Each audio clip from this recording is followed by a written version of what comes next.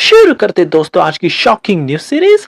क्योंकि आज की सीरीज में मैं आपको ऐसी ऐसी न्यूज बताऊंगा जिन्हें सुनकर तो आप पूरी तरह से दंग रह जाओगे।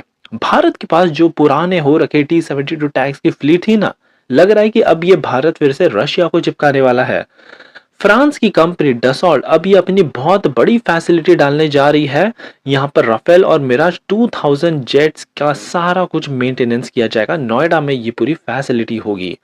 एशिया का थर्ड मोस्ट पावरफुल कंट्री अब भारत बन चुका है और हमने रशिया और जापान दोनों को ओवरटेक कर दिया है। अब पता नहीं क्या प्रॉब्लम आ चुकी है अमेरिका के MQ-9B ड्रोन में। पहले तो एक क्रैश हुआ था, अब फिर से क्रैश हो गया इंडिया के ओशन में। लिक्विड रोबोटिक्स जो कि एक बोइंग की कंपनी की सब्सिडरी कंपनी है, इन्होंने भारत की एक स्टार्टअप कंपनी इंडिया बेस्ड सागर डिफेंस इंजीनियरिंग प्राइवेट लिमिटेड के साथ टाइप कर लिया है और अब काफी अत्याधुनिक USV सिस्टम्स तैयार किए जाएंगे। क्या है ये सिस्टम, मैं आपको आगे डिटेल में बताऊंगा। और फाइनली अर्मेनिया अब भारत से प्रलय मिसाइल खरीदने के लिए भी तैयार है, अजरबैजान को सबक सिखाने के लिए। तो काफी इंटरेस्टिंग आज की सीरीज होगी, इसलिए प्लीज आप अंत तक देखिएगा। और साथ ही में अगर आप चैनल पर नए हैं प्लीज हमें सब्सक्राइब करना मत भूलिएगा, क्योंकि ऐसी अमेजिंग न्यूज सीरीज आप तक हम हर दिन पहुंचाते हैं।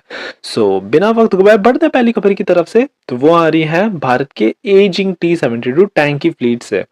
आपको बता दें कि यूरोपियन मीडिया आउटलेट यहाँ पर इन्होंने अब रिपोर्ट किया है कि भारत के पास 2500 T-72 की इन्वेंट्री है और अब ये सोवियत एरा के टैंक्स भारत छुटकारा पाना चाहता है। तमाम सारे पोटेंशियल बायर्स निकल कर आए हैं Africa, middle east, south east Asia में। अब ऐसा नहीं है कि भारत ऐसे ही टैंक्स को बेच देगा, इनको मॉडर्नाइज सबसे पहले किया जाएगा। हमारी फैक्ट्री है एक अवाडी में यहाँ पर, और तब जाकर ये टैंक्स को बेचा जाएगा। लेकिन यहाँ पर पीछे से एक और खबर ये निकल कर आई है कि मोस्ट प्रोबेबली भारत ये सारे टैंक्स रशिया को भी बेच सकता है, क्योंकि यहाँ पर on going Russia Ukraine war के चलते ऑलरेडी रशिया शॉर्टेजेस में चल रहा है। ऐसे में अगर भारत ने ये T-72 की फ्लीट को पहुंचा दिया रशिया में, रशिया की यहाँ पर बहुत बड़ी हेल्प होगी और शायद रशिया ये उपकार कभी नहीं भूल पाएगा। और यही प्रेडिक्शन लगा रहा है यूरोपियन मीडिया भी। यहाँ पर वेस्टर्न मीडिया ने तो अपने कान खड़े कर लिए हैं। अगर ये सिचुएशन आती है तो ये बहुत ज्यादा पैरेलल होगा, क्योंकि हमने पास्ट में रशिया से तमाम सारे ऑयल एंड गैस ट्रेड भी किए हैं वेस्टर्न सैंक्शन के भी चलते। और अगर भारत ने ये 2500 टैंक्स की फ्लीट भेज दी रशिया को, तो साफ साफ हो जाएगा कि इस वॉर को भारत काफी हद तक सपोर्ट कर रहा है। ऐसा यूरोपियन और वेस्टर्न मीडिया का मानना है। हालांकि अब तो काफी देखने लायक होगा कि भारत क्या कूटनीति अपनाता है। क्या हम कोई रास्ता ढूंढ सकते हैं इसमें, ये अब फॉरेन मिनिस्टर डिसाइड करेगा। बढ़ते हमारी अगली खबर की तरफ से। तो डसॉल्ट की तरफ से बहुत बड़ी खुशखबरी आ रही है।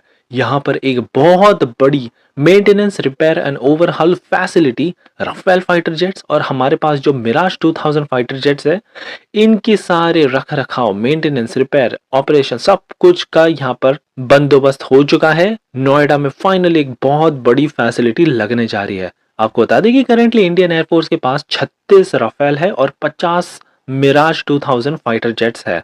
हालांकि अभी प्लान ये भी चल रहा है कि 26 राफेल मरीन एयरक्राफ्ट हम INS विक्रांत में डिप्लॉय करेंगे। ये बहुत बड़ा कॉन्ट्रैक्ट है, हमारे मिग 29 के फाइटर जेट्स को ये रिप्लेस कर देगा।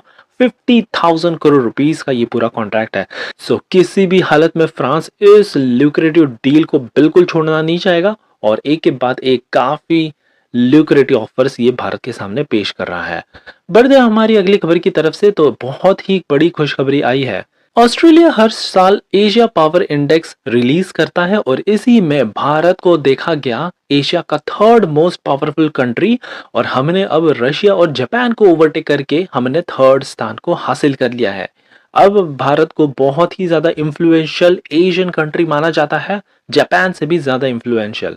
भारत का अब पूरी दुनिया में डंका बज रहा है। आपको बता दें कि पहले नंबर पर है अमेरिका, दूसरे पर है चाइना और थर्ड पर अब आ चुका है भारत। ऑस्ट्रेलिया का वही नंबर 5th रैंक पर आता है। रशिया का यहाँ पर अब 6th रैंक पर आ चुका है यूक्रेन वॉर के चलते। और आप जानकर शौक रह जाओगे पाकिस्तान का यहाँ पर क्या रैंक है। इनका रैंक तो काफी घटिया है, 16th पोजीशन पर यह है। हमारी अगली खबर अमेरिका के खराब MQ-9B प्रेडेटर ड्रोन की तरफ से आ रही है। पहले एक ड्रोन क्रैश हुआ था और अब फिर से चेन्नई के कोस्ट में एक ड्रोन क्रैश कर गया। यहाँ पर एक बहुत ही बड़ी शॉकिंग खबर आ रही है। यहाँ पर अमेरिकन फर्म जनरल एटॉमिक्स की तरफ से अभी तक कोई सफाई तो नहीं आई है, लेकिन ये लीज किया गया था तो इसको रिप्लेस कर दिया जाएगा अमेरिकन फर्म की तरफ से, ये सुनिश्चित कर लिया गया है। 2020 में हमने ये एग्रीमेंट साइन किया था और रैंडमली फिर इंडिया कंडक्ट करता है इसकी टेस्टिंग फ्लाइट के दौरान ये क्रैश कर गया अनफॉर्चुनेटली। अमेरिका ने भी यहाँ पर पूरी तरह से आश्वासन दिया है कि हम आपको टाइमली रिप्लेसमेंट करा देंगे इस क्रैश्ड ड्रोन का, और इंडियन नेवी के सर्विलियंस कैपेबिलिटी में कोई भी इंटरप्शन नहीं आएगा, ये हम सुनिश्चित करते हैं। अब देखने लायक होगा कि भारत को सस्ते दाम में और मिल सकता है क्या। ये केस को लेकर भारत पोटेंशियली नेगोशिएट कर सकता है $4 बिलियन की डील, जहां पर हम 31 MQ-9B ये ड्रोन्स खरीदेंगे। भारत यहाँ पर कुछ लेवरेज डाल सकता है।